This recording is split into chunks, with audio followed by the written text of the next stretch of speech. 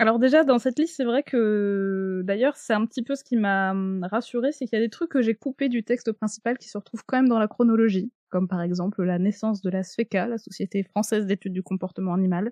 car j'ai dû couper la naissance de l'éthologie en France et ça m'a rendue triste, mais au Mmh. moins, voilà,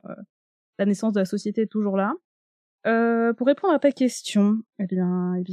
c'est pas facile. Je pense que 73, le prix Nobel, en fait, c'est vraiment un prix honorifique qui a récompensé, ces 3 personnes pour l'ensemble de leur carrière et surtout Tinbergen et Lorentz parce qu'à eux 2, en fait, ils ont eu pour ambition de vraiment construire une discipline scientifique. Eux, c'était leur but, en fait, de Mmh. de de mettre au point une doctrine et cetera, mais au final, quand ils ont été récompensés, c'était tous les 3 des messieurs âgés et entre guillemets, leur âge d'or était un peu déjà derrière eux et en fait, au moment où ils ont reçu leur prix Nobel, les travaux pour lesquels ils ont été récompensés étaient déjà un petit peu has-been, en fait. Ils étaient déjà un peu dépassés, notamment sur la notion, d'instinct, sur lequel ils ont beaucoup travaillé, qui était quand même